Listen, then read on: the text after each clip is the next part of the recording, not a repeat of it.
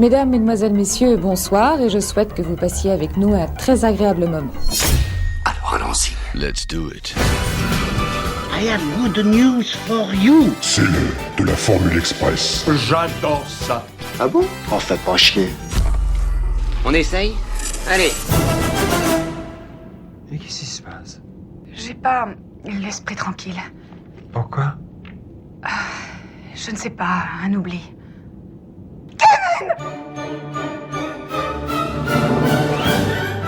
Salut à toutes et à tous et bienvenue dans cette 38e Formule Express de retour à l'écran. Une formule de saison, puisque je vais vous parler d'un long métrage devenu au fil des années un incontournable des nombreuses sélections de films de Noël que l'on aime regarder sous un plaid en s'y rentant un bon chocolat chaud. Ce film, c'est Maman j'ai raté l'avion, sorti dans les salles françaises le 19 décembre 1990, le même jour que le 5e opus des aventures de Rocky Balboa. De ses origines à sa sortie couronnée d'un succès planétaire, nous allons parcourir les coulisses de ce film qui, s'il garde aujourd'hui de très nombreux adeptes, ne fait pas non plus l'unanimité pour plusieurs raisons. Mais ça, on en reparlera plus tard. Avant toute chose, Maman j'ai raté l'avion, ça raconte quoi ? La famille McAllister, domiciliée dans la banlieue de Chicago, décide de s'envoler pour Paris afin d'y passer les vacances de Noël. Dans l'avion, les parents de cette grande tribu réalisent que Kevin, leur plus jeune enfant, manque à l'appel. Seul dans la grande maison familiale, Kevin profite de cette liberté pour faire tout ce dont il a toujours rêvé, jusqu'à ce que deux cambrioleurs viennent le menacer. Nous savons que tu es ici et que tu es tout seul, cher enfant.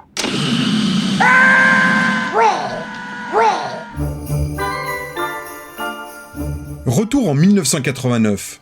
Le réalisateur John Hughes, pape de la comédie teenager des années 80, on lui doit notamment les cultissimes Breakfast Club et La folle journée de Ferris Bueller, sort du tournage de la comédie Uncle Buck avec John Candy et s'apprête à partir en vacances. Il dresse alors une liste de tout ce qu'il ne faut pas oublier.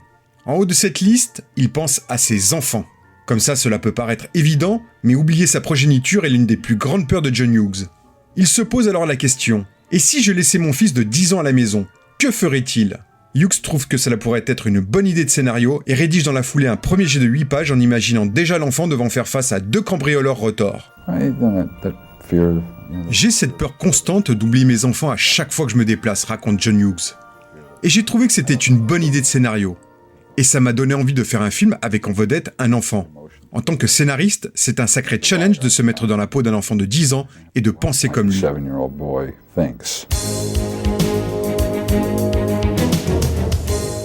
Hughes contacte alors la Warner pour produire et distribuer le film. Si la Major se montre intéressée en signant avec lui un pré-deal, elle demande au réalisateur à ce que le film soit produit pour moins de 10 millions de dollars, une somme plus basse que la moyenne des films produits à l'époque. Mais John Hughes sait déjà que le film coûtera plus cher et décide d'assurer ses arrières en proposant également son idée à la 20th Century Fox, qui se montre elle aussi enthousiaste et prête à mettre plus d'argent sur la table. Mais comment on fait pour mon pognon? Quel pognon? Joe m'a dit que t'avais du fric pour moi. T'en es sûr? Combien faut-il que je te donne? Lié pour le moment par son pré-deal avec la Warner, Hughes fait une première estimation de budget à environ 15 millions de dollars, soit 5 millions de plus que le montant autorisé par la Major. Cette dernière s'y oppose, mais accepte pourtant de lâcher un peu de lest en proposant de couper la poire en deux. Ok alors pour un budget de 13,5 millions, mais pas un dollar de plus. Hughes refusant ce rabais, la Warner finit par abandonner le projet. Le réalisateur active alors son plan B et signe finalement avec la Fox, heureuse de profiter de la situation. À tel point qu'elle lâche la somme de 18 millions de dollars à Hughes pour qu'il mène son projet à bien.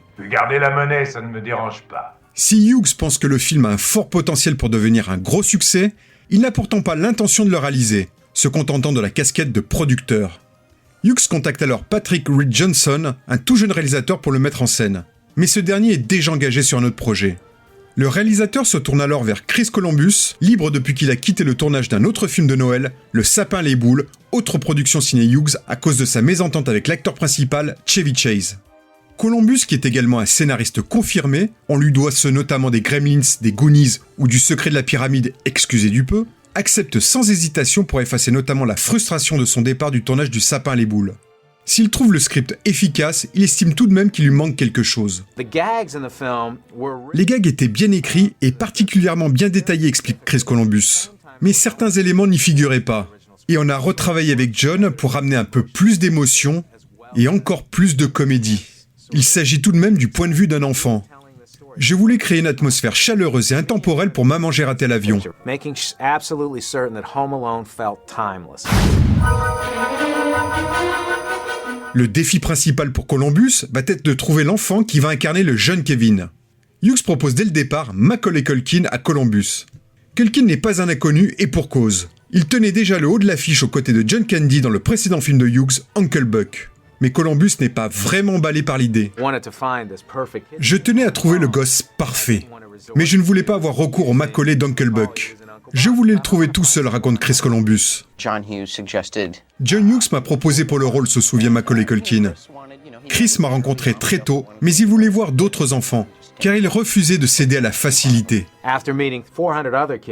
Après avoir rencontré plus de 400 enfants, j'ai compris qu'aucun n'était aussi unique et talentueux que Macaulay Culkin. Il séduisait tout le monde. Mais ce n'est qu'en commençant à tourner que j'ai réalisé qu'il était une véritable star.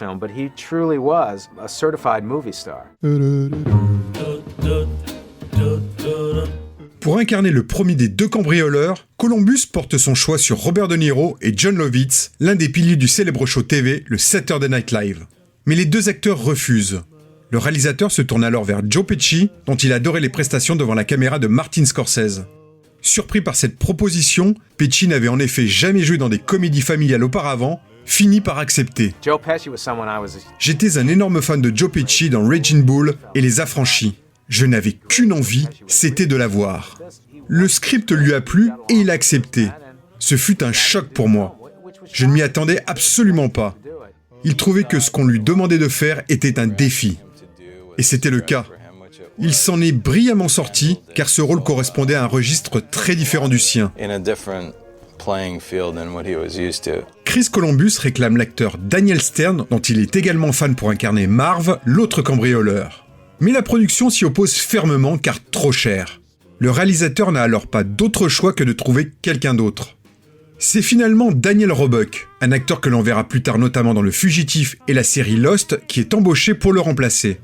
Mais après 2 jours de répétition, Columbus sent que le courant ne passe pas avec Joe Pesci. C'est là qu'il repart à la charge pour obtenir Daniel Stern. Et après d'âpres négociations, il finit enfin par obtenir gain de cause. Dans son scénario, John Hughes a réservé une longue scène à son acteur fétiche, John Candy. Malgré son indisponibilité aux dates de tournage, l'acteur accepte de se libérer une journée pour la faire tout en étant payé au plus bas tarif syndical. En remerciement, Hughes et Columbus l'autorisent à improviser l'intégralité de ses dialogues. Je n'ai pas pu m'empêcher de vous écouter, j'ai cru comprendre que ça n'allait pas. Nous avons des ennuis, nous aussi. Permettez-moi de me présenter Gus Bolinski. Enchanté. Je suis le roi de la polka. Je suis avec mon orchestre. Salut. Vous ne me connaissez pas. Ah, ce n'est rien, je ne peux pas vous en vouloir pour ça. On a fait des trucs bien il y a quelque temps. Vous avez dû entendre polka, polka, polka. Polka, polka, polka. Non. La glorieuse polka, Amaushi polka, la polka des anges, Embrasse-moi polka, polka twist. On a fait un sacré tabac avec ça. On a vendu 623 albums déjà. À Chicago? Non, à chez Brigand. Vraiment, ça a marché. C'est des connaisseurs là-bas. Mais si on revenait à moi. Oh oui, c'est vrai, pardonnez-moi. Le tournage débute le 14 février 1990 à Winnetka, une petite ville dans la banlieue de Chicago où se trouve la maison de 3 étages, théâtre des nombreuses péripéties que va vivre le jeune Kevin. Une ville dans laquelle Hughes avait tourné la quasi-intégralité de ses films. L'équipe va donc s'emparer de l'extérieur mais également de quelques pièces de cette maison pour mettre en boîte un nombre conséquent de scènes. Mais pour permettre une totale fluidité de la mise en scène, les autres pièces seront reproduites dans un studio non loin de là. Les scènes de l'église et de l'aéroport sont également tournées à Chicago et ses environs. Le tournage se passe dans une très bonne ambiance. Macaulay Culkin et le réalisateur Chris Columbus ont très vite noué une relation de confiance essentielle au bon déroulement des prises de vue. Chris savait comment me faire ce qu'il voulait que je fasse, se souvient Macaulay Culkin. Comment raconter cette histoire. Mon but, c'était de faire plaisir à Chris. On veut faire plaisir au réalisateur, surtout quand on a un gosse. Je ne crois pas que quelqu'un d'autre puisse diriger les enfants comme il l'a fait. Il connaissait toutes ses répliques par cœur. C'était un vrai pro, se souvient Chris Columbus. Mais il avait aussi 9 ans, et il finissait toujours par redevenir un gamin. Car les enfants n'ont pas le même sens des responsabilités que les adultes. Un enfant se fatigue, se laisse distraire, a tout le temps envie de rire, de s'amuser. Mais c'est ce qui rendait sa performance si spéciale. Grâce à cette complicité, Chris Columbus parvient à gérer un planning particulièrement serré. Macaulay Culkin ne peut en effet légalement tourner plus de 5 heures par jour à cause de son jeune âge. Le réalisateur doit tout de même faire face à quelques tensions, notamment avec Joe Pesci, qui garde une certaine distance avec le jeune acteur. Columbus pense alors que Pesci a du mal à accepter son statut de second rôle, supplanté par celui du petit garçon de 9 ans, traité comme une véritable star. Pesci expliquera plus tard qu'il a gardé une certaine distance avec Culkin pour entretenir la peur que l'enfant pouvait avoir de lui et rendre leur confrontation plus crédible. Pesci ira même jusqu'à mordre au sang un doigt du jeune acteur qui en garde toujours la cicatrice aujourd'hui. Dès le début du tournage, Chris voulait une véritable impression de danger, se souvient Daniel Stern. Jusqu'au bouquet final, quand tous les pièges sont préparés et que Macaulay nous fracasse comme dans un dessin animé. Il s'agissait d'avoir l'air idiot et maladroit, tout en gardant une forme de malveillance.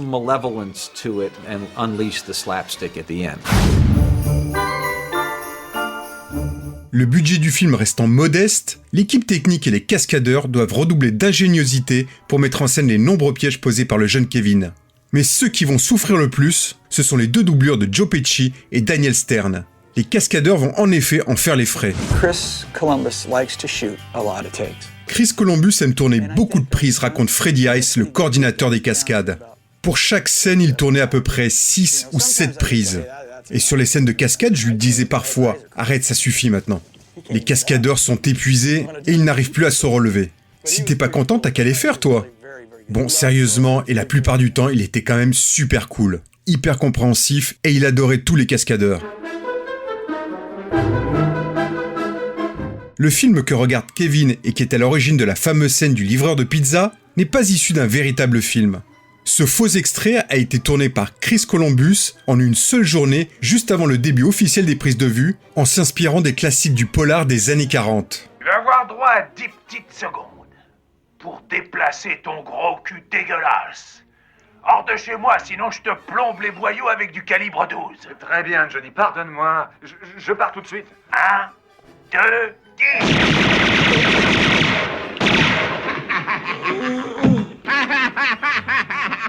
Comme la grande majorité du film, cette séquence a été tournée en légère contre-plongée pour faire vivre l'action avec la perception d'un enfant, la rendant finalement plus effrayante qu'elle ne l'est vraiment.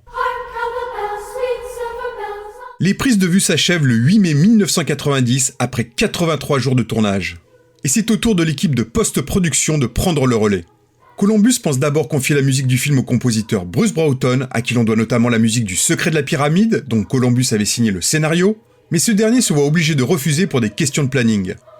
Le réalisateur contacte alors son ami Steven Spielberg pour qu'il l'aide à convaincre le grand John Williams de signer la bande originale. Un pari sacrément risqué de vouloir débaucher le compositeur des musiques de Star Wars ou Superman quand on a un budget plus que serré. Souvent les producteurs choisissent le compositeur en fonction du budget du film, raconte John Williams. Et justement, on peut ne pas me proposer un projet parce que le budget est trop serré. En ce qui me concerne, cela m'a toujours été égal. Cela dépend d'une chose plus viscérale, une réaction au projet qui n'a rien à voir avec le coût ou l'envergure de la production. Et dans ce cas, j'étais ravi qu'on me propose ce film.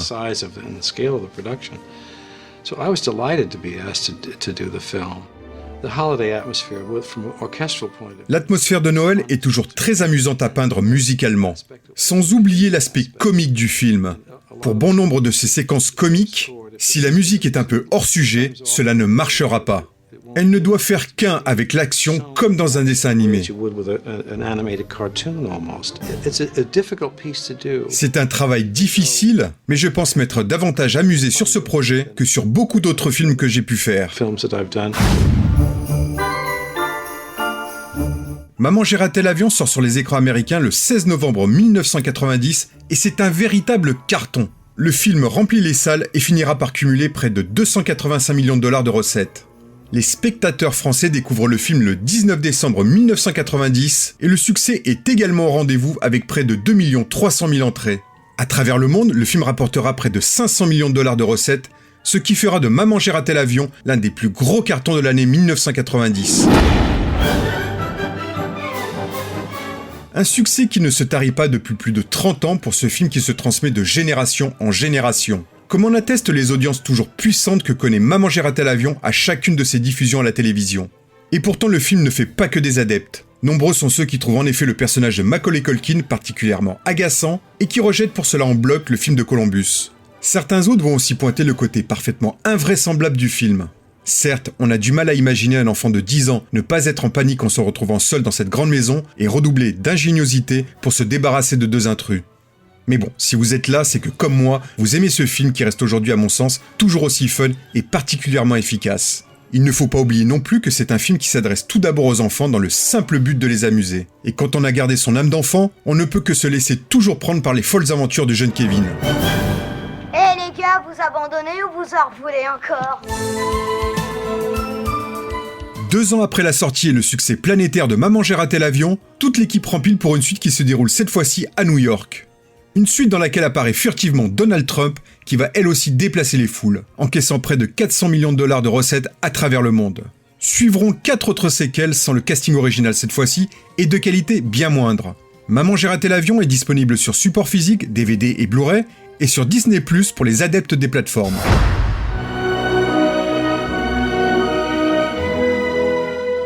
C'est la fin de cette Formule Express consacrée à Maman j'ai raté l'avion. Tous nos précédents épisodes sont toujours disponibles sur notre site retouralécran.fr, sur YouTube et sur les meilleures plateformes de podcast et de streaming musical. À très vite pour un nouvel épisode. Si je devais résumer ma vie aujourd'hui avec vous, je dirais que c'est d'abord des rencontres. C'est vrai que je ne vis que pour le cinéma.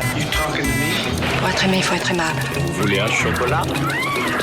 C'était pas ma guerre. Back and full force. Quelle est votre devise? Je m'appelle Bond. James Bond. Vous délirez totalement là. C'est ça qui permet de voyager à travers le temps. La vie a plus d'imagination que nous. J'espère que je ne vous apprends rien. Vous êtes un mélancolique. Mélancolique, mon cul.